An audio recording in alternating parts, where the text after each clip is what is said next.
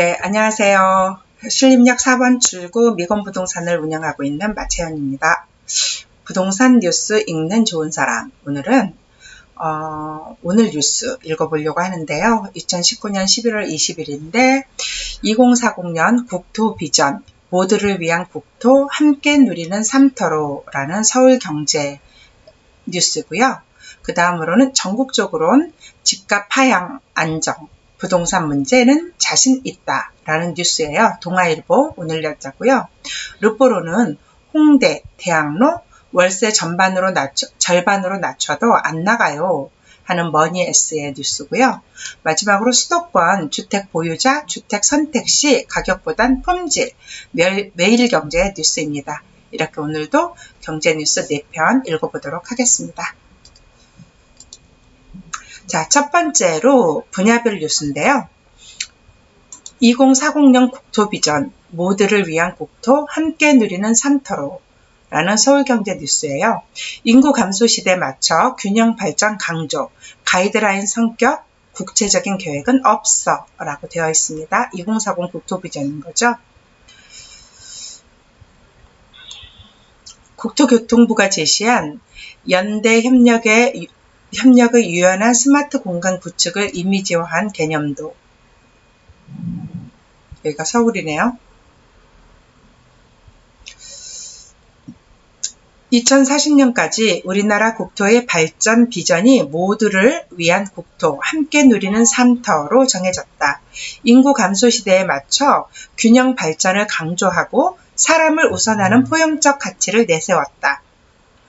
국토교통부는 20일 정부 서울청사에서 국무총리 주재로 열린 제10회 국토정책위원회에서 향후 20년의 국토 장기 발전 방향을 제시하는 제5차 국토종합계획안을 심의했다고 밝혔다.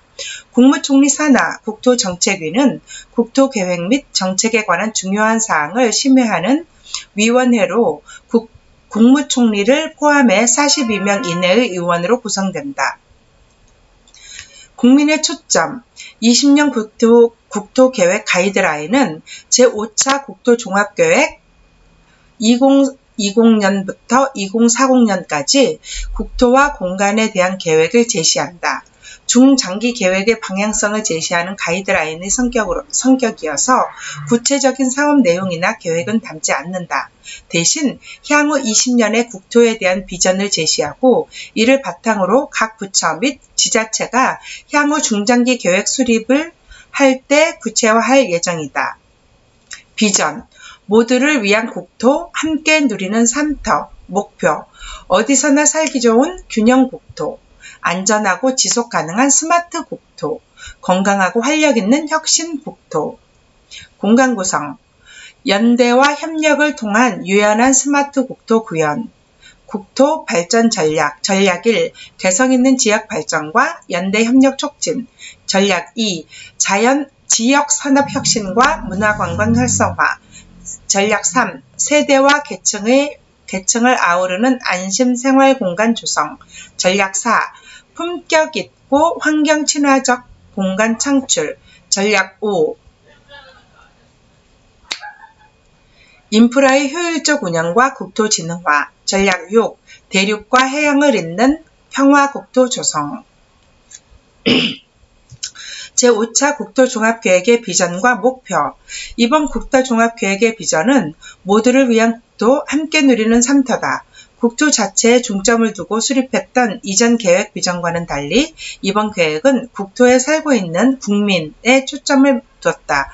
모두를 위한 국토는 다양한 세대와 계층, 지역이 균형을 갖춘 포용국가 기반을 만들고 좋은 일자리가 있는 안전한 국토를 조성한다는 의미를 담았다. 함께 누리는 삼터는 삶의 질, 건강 등 국민이 추구하는 가치를 주거생활, 도시, 국토, 공간에서 구현해 깨끗하고 품격 있는 국토 환경을 조성한다는 의미다. 정부는 이와 함께 균형 국토, 스마트 국토, 혁신 국토를 3대 목표로 설정했다. 이를 실현하기 위한 6대 전략도 제시했다. 계획 안내는 인구 감소, 저성장, 국토 환경과 삶의 질에 대한 국민적 관심, 즉 4차 산업혁명, 남북관계 등 국토 정책에 영향을 미치는 메가트렌드 변화에 대응하는 계획이 담겼다. 공간 전략적 측면에서는 국가와 지방이 협력적 관계에서 이루는 유연한 공간 전략을 제시했다. 지난 4차 국토종합계획이 국가 주도의 하향식 공간 전략을 제시했던 것과 대비된다. 5차 국토종합계획 개념 비교. 계획 수립 과정에서 국민의 목소리를 적극적으로 듣고 계획에 반영하기 위해 노력했다는 점도 이번 계획의 특징이다. 지금까지는 외국인 1차 계획, 정부 전문가 2차에서 4차 중심으로 작성됐다. 이번에는 170명의 국민 참여단을 선정해 계획 수립 과정을 참여시켰다. 국민 참여단은 더 나은 국토를 위한 바람을 담은 국토계획 헌장도 제시했다. 인구 감소 현실화, 대응 전략 담아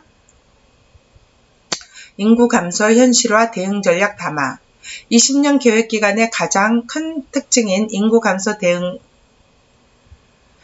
감소에 대응하라는 내용도 포함됐다.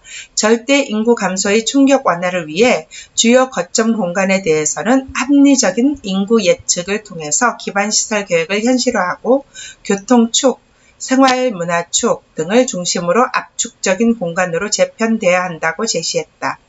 또 농촌마을 단위는 기존 기반시설을 효율적으로 사용하고 수요응답형 교통체계 등 활용해 생활의 SOC로 접근성 개선 등 기초적인 삶의 질을 보장해야 한다고 계획했다. 고령 인구 증가 등 인구 구조의 변화에 대응하기 위해 고령자 특성을 고려한 도시 공간 계획, 고령자 복지주택 확산 등 내용도 담았다. 인구 감소로 인한 지방도시 경쟁력 저하 우려에 대해서는 지역 간 지역과 정부 간의 산업, 관광 등 다양한 분야의 연대와 협력을 촉진하는 방식으로 풀어나가기로 했다. 스마트 공간 재배치 개념도 이날 심의된 내용은 일부 보완점을 수정한 뒤 국무회의, 대통령 승인을 거쳐 확정될 예정이다. 김현미 국토부 장관은 이번 국토종합계획은 국가주도 성장과 개발시대의 관성에서 벗어나 지역, 국민, 그리고 국민과 함께 성숙시대에 부합하는 새로운 국토 발전 목표와 전략을 제시했다는 점에서 의미가 있다며 저성장 인구 감소 등 다가올 위기를 극복할 수 있는 공간 계획을 수립하고자 노력했다고 밝혔다. 진동영 기자. 국토계획 헌장도 넣네요. 이상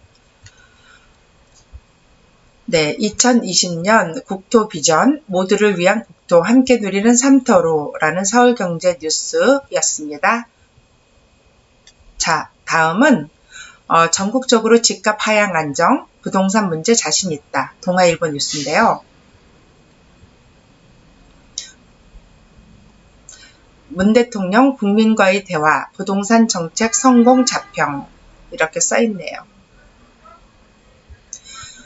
대통령 답변을 듣는 청참모진 19일 서울 마포구 상암동 MBC 미디어센터 공개홀에서 열린 국민이 묻는다 2019년 국민과의 대화 행사에 참석한 청와대 참모진이 문재인 대통령의 답변을 듣고 있다. 오른쪽부터 김상조 대통령 정책실장, 이호승 경제수석 비서관, 환덕순 일자리 수석, 김현명 사회수석, 주영훈 경호처장, 청와대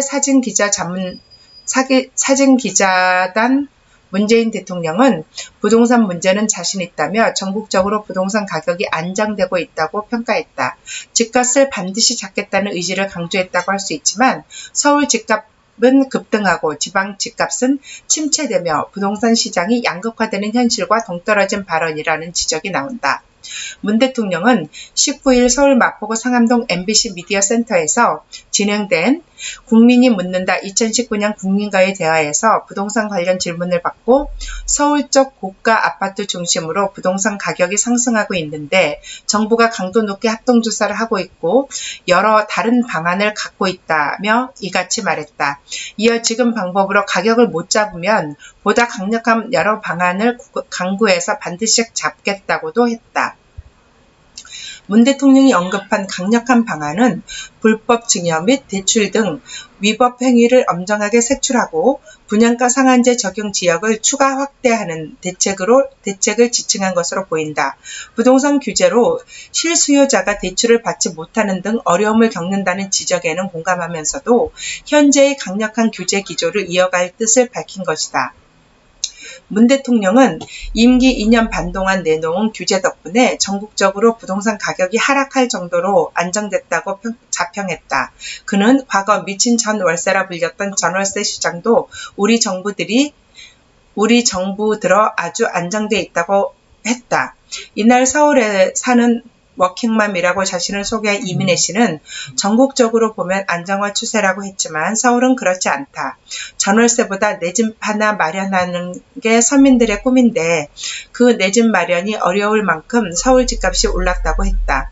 그는 다주택자들이 집을 팔 수 있게 양도소득세를 낮추고 대신 보유세를 높여 무주택자들이 집 한 채를 가질 수 있는 정책이 필요하다고도 했다. 이에 문 대통령은 양도세와 보유세 문제는 참고하겠다고 했을 뿐 뚜렷한 답을 내놓지 않았다.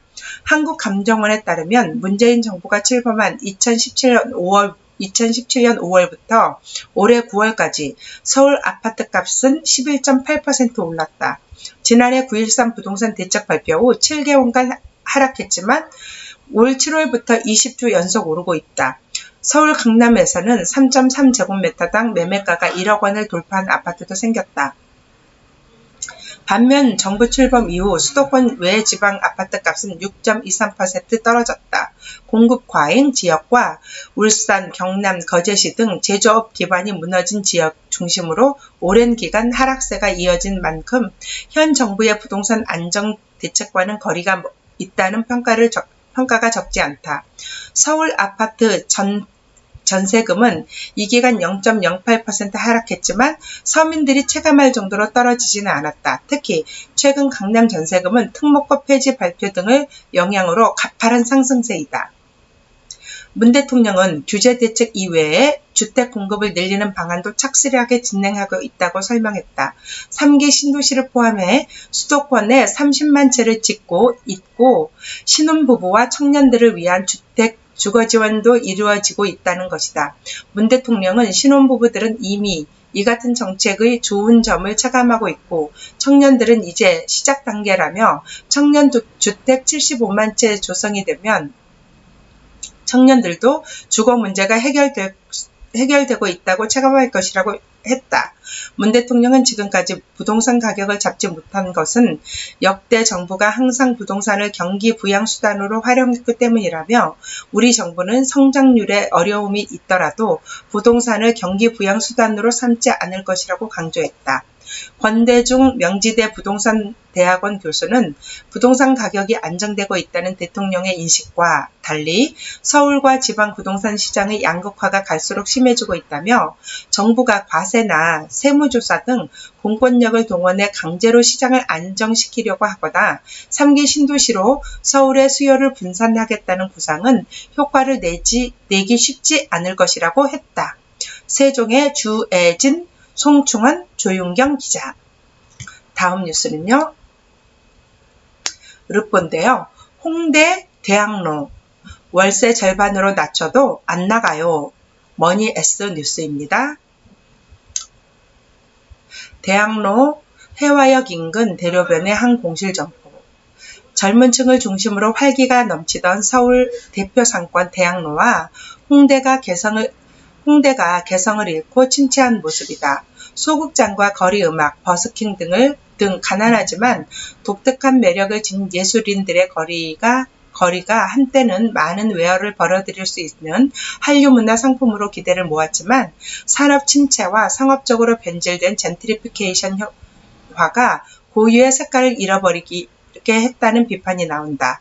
대학로, 홍대 상권의 침체 원인과 현 상황을 분석하고 대안을 고민해본다.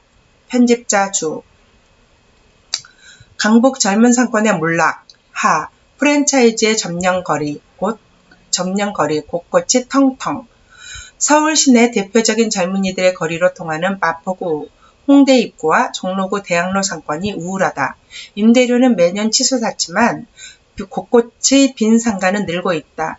대학교 인근이고 대표 관광지로 알려져 외국 관광객들도 많이 찾는 곳이어서 수요는 여전하지만 내부에서는 느끼는 상인들의 고충은 이만저만이 아니다. 어쩌다 점포가 TV에라도 방송되면 발길이 몰리지만 효과는 그리 길지 않다. 그마저도 찾는 이들이 소비는 안 하고 사진만 찍고 사라진다. 발 디딜 틈 없이 유동인구가 넘쳐도 소비를 하지 않으니 상권이 버티기가 쉽지 않다. 월세를 절반으로 낮춰도 외면을 받는다. 계속되는 악순환에 상인과 임대인은 지쳐가고 있다. 홍대 입구와 대학로 상권에 무슨 일이 일어나는 것일까? 홍대, 연트럴파크, 속빈강정. 홍대 상권은 서울 시내대학교 주변 번화가 중에서도 가장 손꼽힌다. 지하철 접근성이 탁월하고 유동인구가 많다. 평일이나 주말, 밤낮 할 것 없이 홍대 곳곳을 누비는 이들을 쉽게 볼 수 있는 만큼 겉보기엔 번화한 상권의 전형으로 여겨진다. 하지만 속을 들여다보면 그렇지 않다. 인파가 몰리는 상권 곳곳에 공실 점포가 눈에 띈다. 이곳에 한 옷가게를 찾아 유동인구가 많은데 장사가 어떠냐고 묻자 주인은 요샌 거의 인터넷으로 옷 구매하지 현장에서 사는 경우가 드물다 라고 했다. 대학로 마로니에 공원의 인근 공실 건물. 옷가게와 함께 홍대 상권을 이루는 주요 점포의 액세서리 숍 반응도 별반 차이가 없다. 상점 주인은 오가는 사람들이 모두 구매하면 좋겠지만 대부분 만지작거리고 구경만 할 뿐 막상 사는 이들이 별로 없다고 씁쓸해했다. 유동인구가 몰리는 홍대 앞 걷고 싶은 거리, 홍대 패션 거리, 홍대 예술의 거리 등 약 800m에 달하는 메인 상권엔 지역색을 가진 점포보다는 대형 프랜차이즈 가맹식당과 술집들로 가득하다. 간간히 거리 공연도 이어졌지만 구경꾼 없이 관할구청이 걸어놓은 거리 공연 금지라는 현수막만 크게 보였다. 중국인 친구와 함께 홍대를 찾은 대학생 A씨는 망리단길 등에서 본 예쁜 카페는 없지만 젊은이들이 많이 모이는 분위기를 즐기고 소개해주기 위해서 왔다며 딱히 홍대 거리의 특징은 생각해 본 적이 없고 보이지도 않는다고 말했다. 비싼 시세 역시 상권 침체를 부추긴다는 지적도 있다. 커피숍을 운영하는 B씨는 홍대 메인 상권 1층에 위치한 100제곱미터 안팎의 점포가 1억 원에서 월세 600만 원, 1억 원의 월세 600만 원이고 연트럴파크 메인 상권 33제곱미터짜리는 점포는 보조금 1억 원에 월세 280만 원 정도라며 유동인구를 보고 들어왔지만 매출은 한참 못 미친다. 애초 무리한 결정이었다고 푸념했다. 대학로 임대료 반으로 깔아도 공실. 대학로 상권의 공실은 더 심각하다. 소극장이 몰린 대학로 골목에선 텅 빈 점포를 쉽게 볼 수 있다. 번화가인 해화역, 대로변 상권도 공실 점포가 곳곳에 있을 만큼 상권이 침체됐다. 대학로 일대는 홍대보다 유동인구도 훨씬 적었다. 곳곳에 자리한 지하 소극장 등의 공연을 보러 온 관람객과 중국인 단체 관광객이 있었지만 전체적으로 상권이 북적거릴 만큼은 아니었다. 메인 상권에서 조금 벗어나도 임차인조차 찾기 어려울 정도다. 실제 해화역과 인접한 마로니에 공원 인근의 대지 260제곱미터 건물은 2년째 비어있다. 건물주가 1,000만 원 이던 월 임대료를 500만원으로 낮췄지만 문의도 없다는 게 지역 중개업소의 귀뜸이다. 메인 상권과 100m 남짓한 거리임에도 유동인구를 끌어들일 만한 콘텐츠가 없다는 게 가장 큰 문제라는 분석이다. 시 공인중개업소 관계자는 대학로의 메인 상권, 대학로에 위치한 50제곱미터 기준의 1층 상가가 보증금 1억 5천만 원에 월 임대료 900만 원임을 감안하면 매우 저렴한 편이지만 일단 오가는 사람이 없다는 게 외면받는 이유라고 말했다. 이처럼 임차인을 구하기 어렵다 보니 권리금 없이 급매물로 내놓은 점포도 많아졌다. D 공인중개업소 관계자는 대학로는 연극 등 공연의 메카라는 상징성이 있지만 상권 전체를 뒷받침할 만한 힘이 힘이 크기에 부족한 상황이라며 공연 소비 문화가 멀티플렉스 소극장으로 바뀐 지 오래라는 점에서 대학로 공연의 파급력은 한계에 봉착해 있다고 진단했다.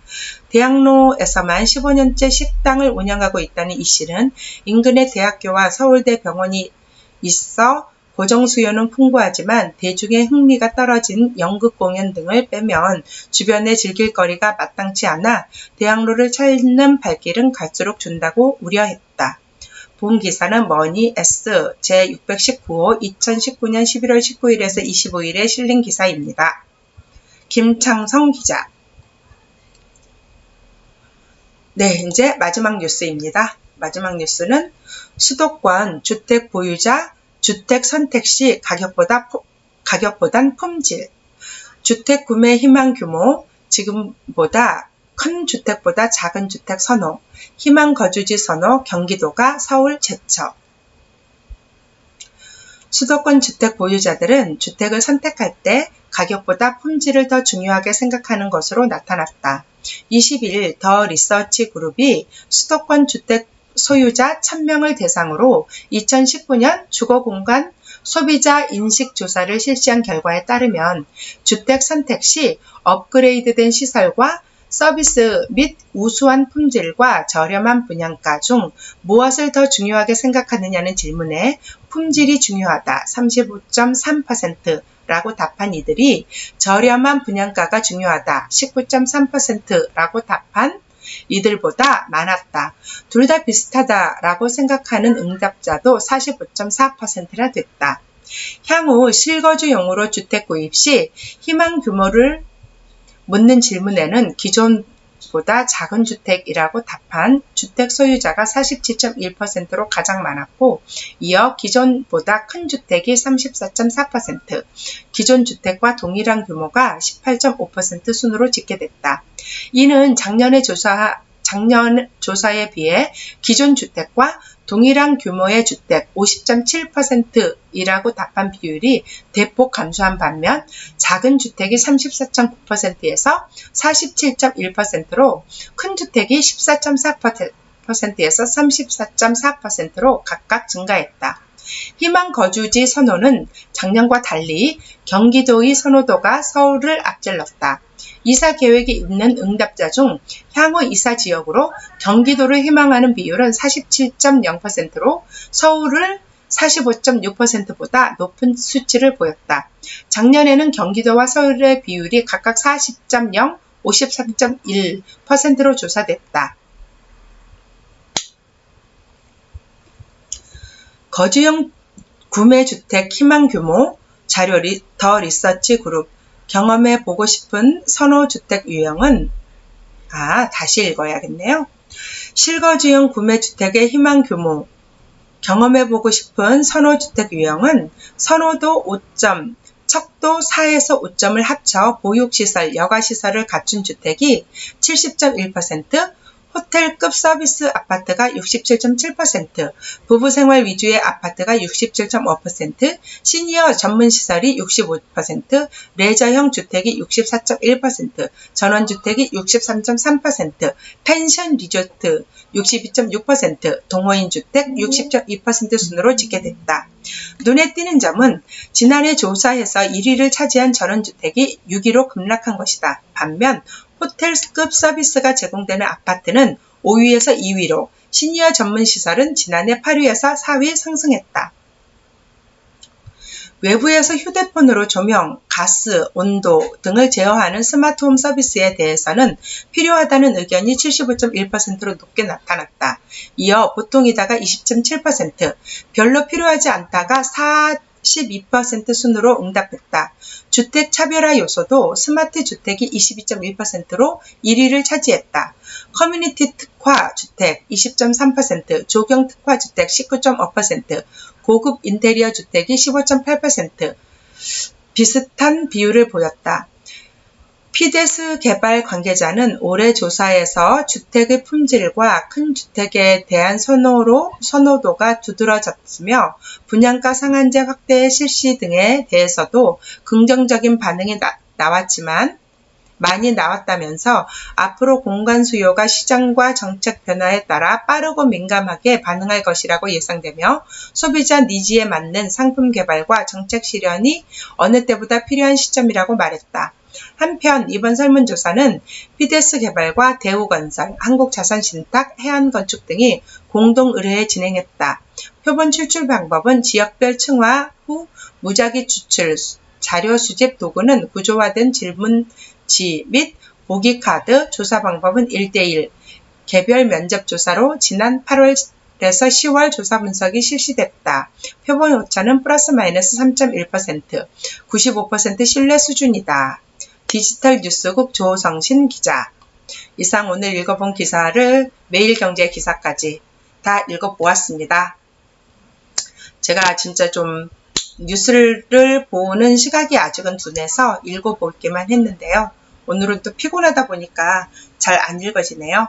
그래도 포기하지 않고 일주일에 2번에서 3번 정도는 읽어보도록 노력하겠습니다. 아마 어쩜 이게 오늘은 마지막 뉴스일 것 같은 생각이 들어요. 다음 주에 만나보도록 하고요. 마음에 드셨으면 좋아요와 구독하기는 사랑입니다. 부탁드립니다.